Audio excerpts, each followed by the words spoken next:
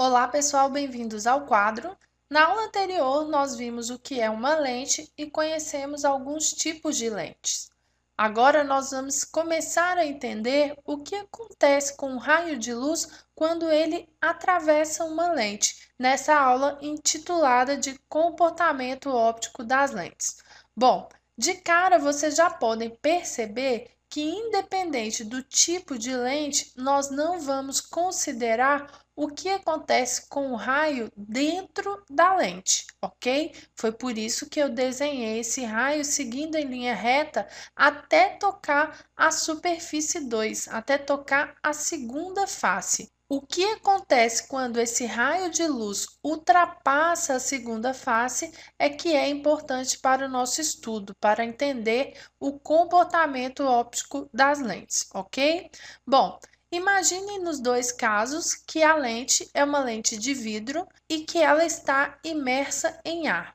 Vamos relembrar que o índice de refração do ar é menor que o índice de refração do vidro. O índice de refração do ar é igual a 1 e o índice de refração do vidro é igual a 1,5. Bom, olhando para este primeiro caso, o que acontece quando o raio de luz passa de um meio mais refringente, no caso o vidro, para um meio menos refringente, que neste caso é o ar? Vamos traçar aqui a reta normal, lembrando que essa reta faz um ângulo de 90 graus com a superfície, e vamos traçar o raio de luz que emerge da lente. Vocês devem relembrar que quando o raio passa de um meio mais refringente para um meio menos refringente, a sua velocidade aumenta, ou seja, esse raio se afasta da normal. Então, para desenhar esse raio aqui, nós vamos ter que desenhá-lo com um ângulo de refração maior que o ângulo de incidência. O raio vai seguir essa trajetória. Da mesma forma que desse lado, o raio também vai se afastar da normal, seguindo uma trajetória que vai passar mais ou menos por aqui. Vocês observam que neste ponto os raios de luz se cruzaram, ou seja, a lente promoveu o encontro desses raios.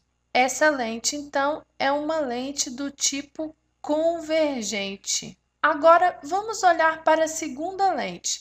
Aqui também nós vamos traçar a reta normal e neste caso também o raio de luz está passando do meio de maior refringência para o meio de menor refringência, ou seja, a sua velocidade irá aumentar após atravessar a segunda face da lente. Se a velocidade aumenta, isso significa que esse raio irá se afastar da normal, seguindo uma trajetória mais ou menos parecida com essa. No caso deste segundo raio, ele também irá se afastar da normal, seguindo também a sua trajetória retilínea. O que vocês podem observar é que neste caso os raios estão sendo separados, eles estão cada vez mais distantes. E isso aconteceu após eles passarem pela lente, porque antes eles eram raios o quê? Paralelos. Sendo assim, essa lente é uma lente divergente. Agora, será que existe uma relação entre a espessura da borda da lente e o tipo de comportamento da luz quando ela atravessa por essa lente? Na verdade, qualquer tipo de lente pode ser convergente ou divergente. Isso vai depender do índice de refração do meio e do índice de refração da lente. Vamos estudar um segundo exemplo. Aqui nós temos as duas lentes anteriores, ou seja, as duas lentes de vidro, e agora eu troquei os meios. Elas estão imersas em um meio com índice de refração igual a 1,7, ou seja, o índice de refração do meio agora é maior que o índice de refração do vidro. Vamos relembrar que do vidro é igual a 1,5. O que acontece com os raios de luz que atravessam por essa primeira lente neste caso? Agora, os raios de luz vão passar de um meio menos refringente para um meio mais refringente, ou seja, a velocidade de propagação desses raios irá diminuir. Por causa disso, os raios irão se aproximar da reta normal, com um ângulo de refração que agora será menor que o ângulo de incidência. Então, já neste primeiro exemplo, vocês observam que a lente, que no exemplo anterior era uma lente convergente, agora tem um comportamento de lente divergente, pois ela separa os raios luminosos que chegam até ela. E após atravessar por essa lente, os raios se tornam cada vez mais distantes e não vão se encontrar em nenhum ponto, eles estão divergindo. Olhando agora para a segunda lente, os raios de luz também irão perder velocidade.